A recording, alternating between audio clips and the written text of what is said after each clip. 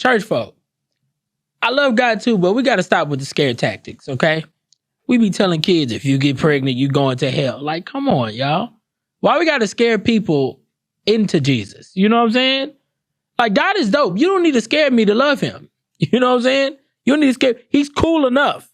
I love God. Me and his son, Jesus, we kick it all the time. You know what I'm saying? But if God is who he say he is, we don't need to know about the boogeyman. We grown. That devil shit is played out. God is cool enough without him, okay? Look, how y'all doing? I'm fine. My name is Kenista. Welcome to the I Might Get Cancelled podcast, all right? This is the Out of Pocket podcast. This is the POV from an NIG who don't give a FUC, okay? And if you're listening, you're listening too, because deep down, you a habitual line stepper too. So let's cross that line together, okay? Matter of fact, if you're listening to this right now, you a crossing guard. You are a crossing guard. And we're going to cross them lines like immigrants. So welcome to the podcast. I'm going to let y'all know right now, follow me on everything and shit like that, because we don't know how long this going to last, because I might get canceled. So let's get to it. You know what I'm saying? Half of the Bible was written for those times then, way back when. You know what I'm saying? Because the Bible was written before social media. So when I hear like, thou shalt not commit adultery, I'm like, my nigga, have you been on Snapchat? The saints didn't have Snapchat and Twitter porn back then. So we need to amend certain things in the Bible to include that, like, thou shalt not cheat, you know what I'm saying, unless she didn't hit you in the DMs, you know, to see her in the PM. Stuff like that. You know what I'm saying? I think that'll be good to add to the Bible. You know what I'm saying? The 10 Commandments, asterisk. You know what I'm saying? And here go the thing. Let's talk about some real shit. If Christianity was really here to save us, why did it come with chains and whips? They had to beat Christianity into us, all while telling us to turn the other cheek. It must have been the other ass cheek, because they was whooping the hell out of us. Y'all want to be thinking about where this stuff came from? We're going to take it back even more, right? There was this king named King Leopold II of Belgium, right? He wrote this letter when he was trying to take over the Congo, right? He was trying to take over a country in Africa. He wrote this letter to colonial missionaries, telling them basically that they should all use religion to control Africans. This was a strategic plan to control us. Literally, if you read his letter, you could just read the first page of it. Google Leopold II of Belgium's letter. And it will say things like, in religion, we can make them feel good about not having much, about being poor and still being happy. That's what we could teach them. Control, right? And here we are in the age where pastors and our parents, you know, use religion to control us. Their audience, their children, using religion to manipulate our decisions in their favor. To do things like pastors do this a lot. They'll manipulate your feelings just to get you to buy a book that's going to bring God into your life for only $99. That's really what it is, to bring God into your life. Baby, you want me to buy your book to bring God into my life? What have I been coming to the church for? Let's keep it real. And Christians, we need to keep it real. I grew up in a Catholic church, and then, you know, in your average everyday Christian church. Now, Catholics consider themselves Christians as well, right? And so if we keep it real, all the way real, why at every church is there a picture of Jesus as a white man? White. I'm gonna say it in every camera. White. Keep it real. They like, I ain't saying Jesus was black, but he damn sure wasn't alabaster. You know what I'm saying? Like, if you fucking with the episode thus far, give us a thumbs up. If not, why is you here?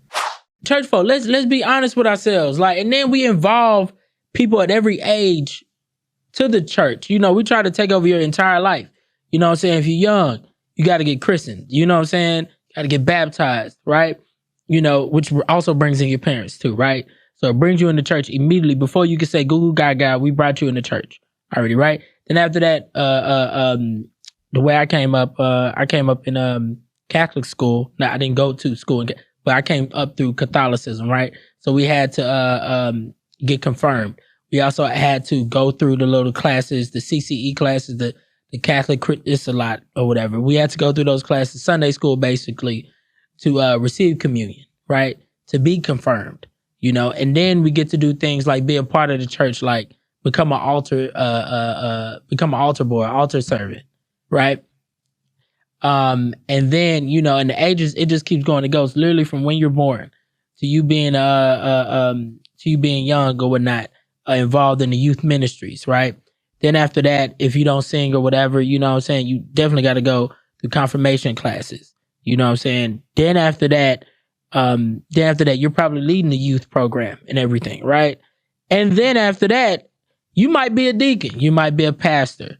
And when you get older, especially in a lot of Catholic churches, you become a Knight of Columbus, which is basically like a Christian cult. Let's just keep it real. It's a Christian cult. You know what I'm saying? They were little fancy outfits from, 40 BC. You see what I'm saying? And they have like the little sword on the side. Y'all can look this all up. And so, yeah, it's meant to take over our lives and to force us to be all a part of this play, right? With this white Jesus hanging up on the wall. You know what I'm saying? So I mean, but we involve all these people. We involve all these people of all ages on purpose. So they know what it feels like to belong to something, you know what I'm saying? So they could belong to a church and to keep the lie alive. Because that's all this really is. It's just a play. We just keeping the lie alive. Even some of the things, we hear from our Christian brothers and sisters, you got to question that. You know what I'm saying? The last shall become the first. They used to always say that. The last shall become the first. After the first already got every goddamn thing. They good now, so now we get the scraps. You know what I'm saying? If the last is going to become the first, it's a lot of niggas that's been last their whole life. When is they going to be first? There was last from the point that they got here all the way to the point where they died. And they love God. I mean, like, look at Granny's. Granny's been throwing money in that bucket for 50 years, and they still struggling. At church every day could tell you the Bible better than they could tell you the back of their hand. When was they going to become the first? You know what I'm saying? Gotta question things. I know this is going to be one of them episodes where y'all like, oh, you talking a lot of shit. You damn right. You damn right. See, one thing about y'all, like, I'm going to be honest with y'all. I got a good relationship with the Lord. I'm going to keep it true. I have a great relationship with the Lord. We talk about real stuff like this. He wouldn't have made me this way if it wasn't for that. You know what I'm saying? So I could come as I am, who I really am. I could speak about things. Me and the Lord have arguments. Y'all not having a discussion. That's the difference. You know what I'm saying? You got to speak to folk. He know who you are. He know your heart. He know you don't mean no harm. Talk to him. That's how you grow. Not faking who you are like you don't see who you really. You fake, yes, I'm a humble servant. And then you out in the club, you doing all types of sexual acts, this and that. No, come exactly as you are. Your heart, who you really are. You ain't gotta hide from the Lord. He know who you are. So yeah, we have conversations. I talk about stuff. I ask God all the time, where were you at when our people were in shackles, when they were slaves? Where were you at? Where your ass was at, dog, when people really need you. Where your ass was at, dog, when people were slaves. During slavery. Jesus, you took a long lunch break, didn't you? During slavery, where was you at? You know what I'm saying? This is a fact.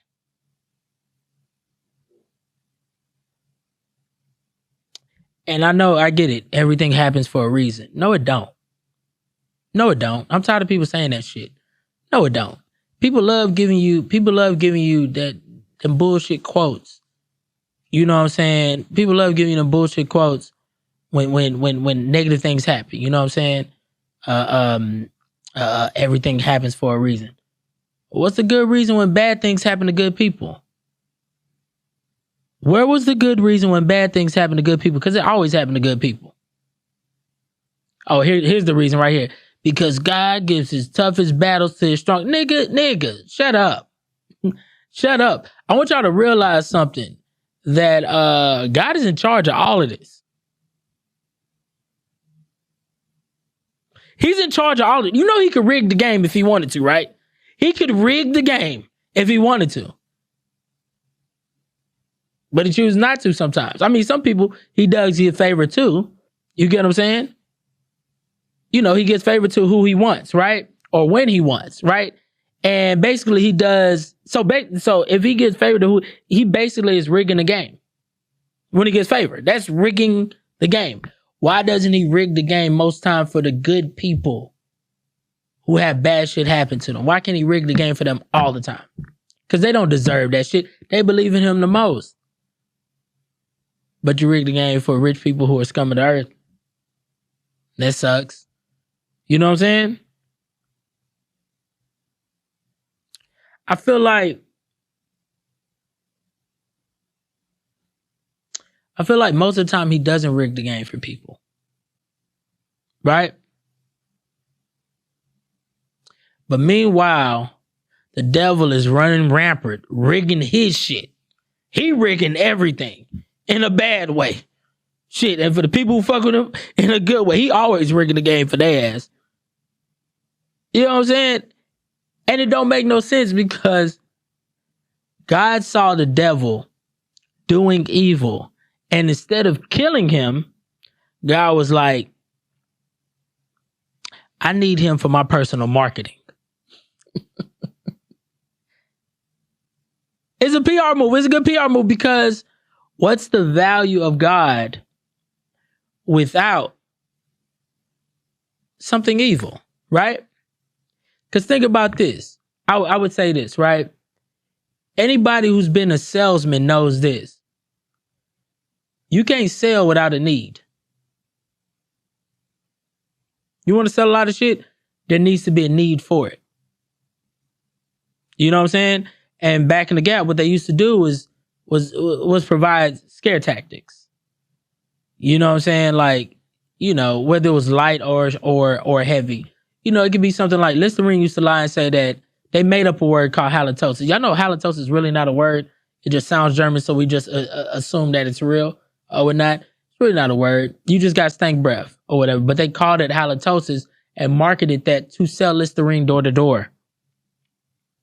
That's what they did to market their business better. You know why? Because they wanted the value of what they had to be raised. There's no point in Batman. There's no value in Batman without the Joker. What would Batman be doing in the suburbs? They have a good life, this and that, blah, blah. No. Like, if he was in a suburb in your city that had no crime at all, there'll be no value of Batman at all. But when you have somebody like the Joker, the Penguin, and the Riddler, and things like that, and Bane, you're like, oh shit, we need this Batman.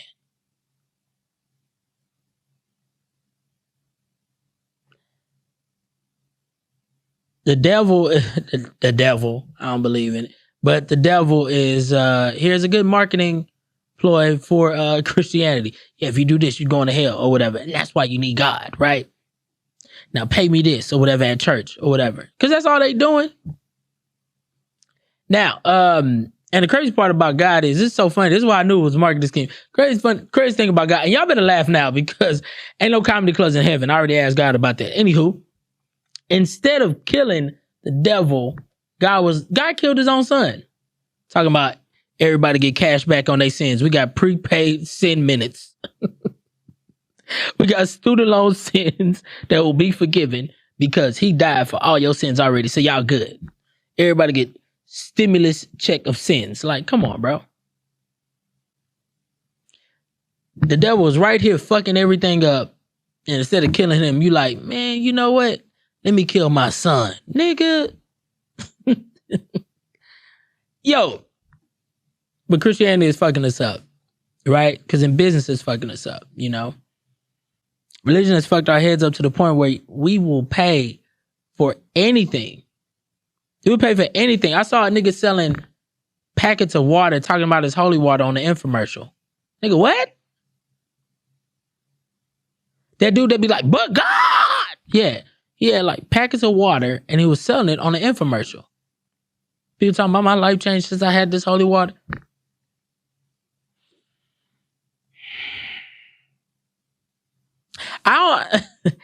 It's messing us up. You know what I'm saying? And real talk, the biggest way to blow up right now, if you want to blow up, become something big and be super successful, start a church, become a pastor. That is the safest form of entrepreneurship that will yield high results. Become a pastor right now. I don't know no pastor right now that ain't on the Forbes list. There was just a pastor in Brooklyn who got robbed for $400,000 in jewelry alone at his church on live stream. Look it up.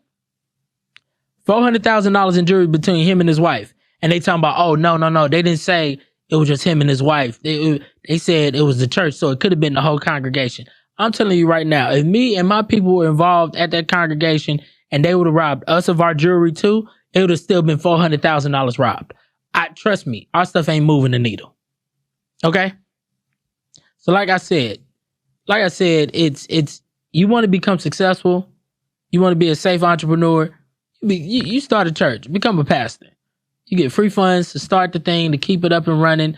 You get great tax benefits, and also you get to make money on top of money on top of money.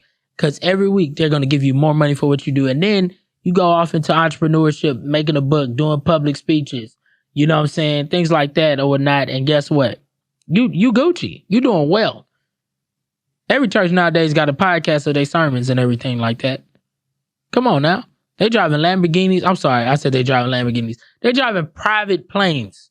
That's what these pastors are doing. But yeah, they are dope dealing hope. Imagine niggas out in the corner, like pastors out, yo, we got that hope for sale. You know what I'm saying? I got that salvation. I got that. Nigga, what? All for the low, my nigga. That's what is going on. Costs money to go to church. You got to put that in your budget. Them tithes ain't cheap, man. Look. And these pastors are calling out their congregation now. Sister Jenkins, you only put in $5. Next time, make it 20. Like, church folks are the easiest. They're the easiest fan base to have because they're so loyal. And here go the thing, because they're so loyal in religion and what they read, they're so passionate about that if you spitting it, they loyal to you. This is a fact. I know Christian rappers. You want to build a big following, start a church. Matter of fact, or just have a Christian-based following. You're a Christian poet, now you're the biggest poet ever. How many of your favorite R&B artists started in the church? Let's talk about it. How many R&B artists you know? Matter of fact, this is even an easier question. How many R&B artists you know didn't start in the church? Ain't too many. Usher, Jamie Foxx, Tank, Adina Howard started in the church. Jodeci started in the church. Fantasia, you name it. They all started in the church. They have a huge... R. Kelly started in the church. Trey Songz started, he started in the church. So it's like, and then they start moving into their own entrepreneurship or whatever it is they're selling, right? I know a rapper right now who started as a Christian-based rapper and all he does is talk about guns and he be cussing now. That's it. That's literally it. You know what I'm saying? But they all start in the church. The lady that has the Curl Bible, basically it's natural health products and stuff like that she does. There's comedians who started in the church or whatever. And then they all leave the church. That's just how it is. Because them church folk are loyal. They gonna always support. Y'all remember Pinky Promise? Well, what's her name? Lindsay, no, not Lindsay Lohan. It was Lindsay, look up Pinky Promise by Lindsay. It was her and her husband. They done been through all types of allegations of fraud, stealing from the church. Heather Lindsay, there we go. Heather Lindsay and her son. Heather Lindsay and her husband. They done been through. If you Google Heather Lindsay and her husband's name, I forgot his name. You Google their names, you're gonna see fraud, scam, fraud, church fraud, scam. They had a thing called Pinky Promise, and they canceled it, but didn't give back the people that money for the conferences and stuff. And they kept doing new things, and people kept following. Now they got a podcast and they making millions. It don't matter. John Gray been preaching about love and marriage. Got caught cheating multiple times in public. He on voicemails, talking down on his wife and everything, saying how much he loved this other girl and everything like that. But guess what, church? He is the ministry Tristan Thompson. But people still support him.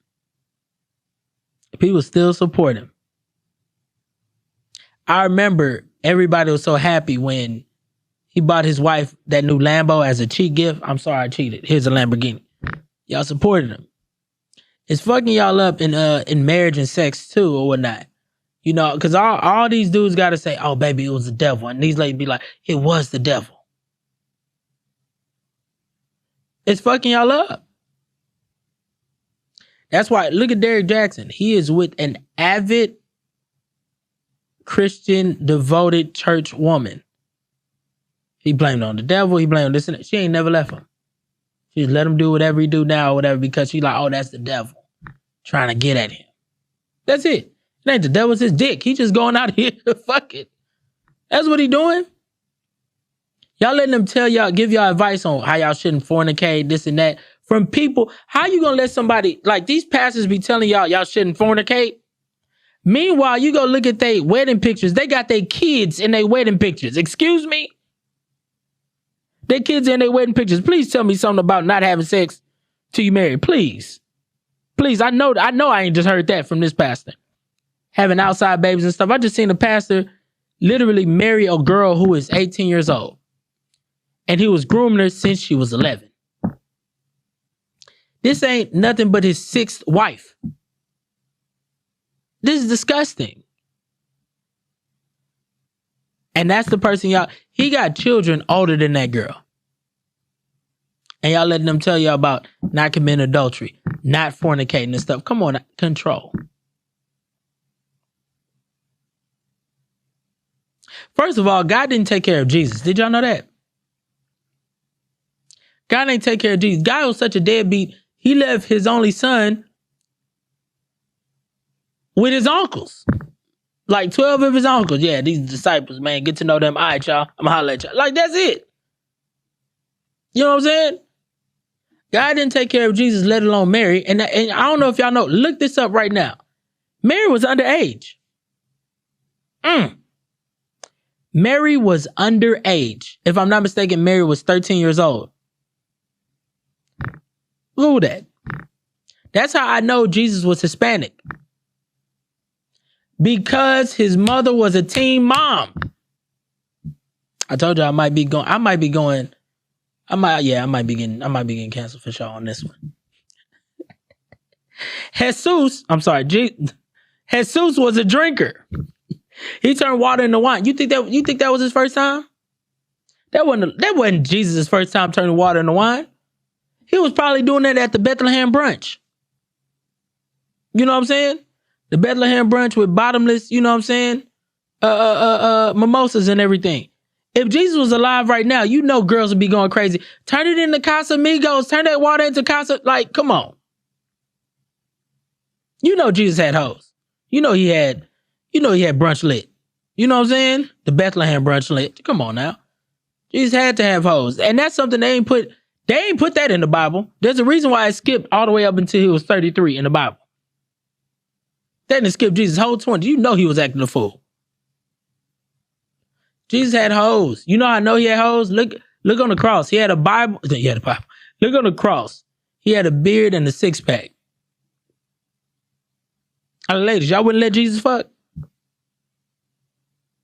Would you let Jesus fuck? If you wouldn't let Jesus fuck, do you really believe in the Lord? If you don't want him in you, I'm just saying. That nigga had hoes, man. I know that nigga had hoes. Jesus was the first fuck boy. If we keep it real. Think about it. He a nigga with a beard. He walking on water. He turning water into wine. You know what I'm saying? At the brunch, like he going that. Hoes love him. He walking on water. What you think he doing in that pussy? Come on now. And if Jesus don't call you back, you okay? Oh yeah, he busy. He the son of God and everything. Y'all fucking the son of God. Stop lying. Y'all girls will fuck the son of God. Cause y'all go crazy over a nigga. Y'all go crazy over a nigga down the street, 3rd Ward Tommy. And that nigga can't walk on water. But he been smoking wet and y'all still fuck with that nigga. I'm just saying. God really led his son to alcoholism. He led his son to alcoholism and he got a teenager pregnant without her consent. Because you can't consent when you're a teenager. You can't consent when you're 13 years old. Matter of fact, if God came back right now, he'd be canceled. If God came back right now, he'd be canceled. Y'all would cancel this nigga on Twitter. God wouldn't even have a Twitter right now. Everybody got questions for that nigga. Hey, nigga, what's going on? They calling customer service at heaven. Like, come on. Mr. Jesus on the main line telling what... Nigga, he ain't never answered. Hey, didn't Jesus say he was going to come back? Where does nigga come back? Like, there would be so many... He'd be canceled, bro. He'd be canceled. Everywhere you go, he'd be canceled, man. Matter of fact, and Jesus was performing miracles. He was performing miracles. Depending on when he would have came back, shit, they would have called him a witch and hung him. That's the crazy part. We went from I might get canceled to I might be going to hell. That's what we did today. That's what we did, man. I mean, here go the thing, man. I'm going to be honest with you. If God forgives all, then this don't matter what I said. It don't. But if not, I hope hell has good Wi-Fi. My name is Kanice. I'll catch y'all in the next episode. I might get canceled. Appreciate you for tuning in. For more bonus and uncensored episodes, join the Patreon for the Lowski. Also, join my mailing list so you'll know when I'm doing my next live event in your city. But don't forget to give us a 5-star rating and review. Even if you give us a bad review, at least you can't say the title of this podcast is a lie, because you're going to be the reason that I might get canceled. Duh.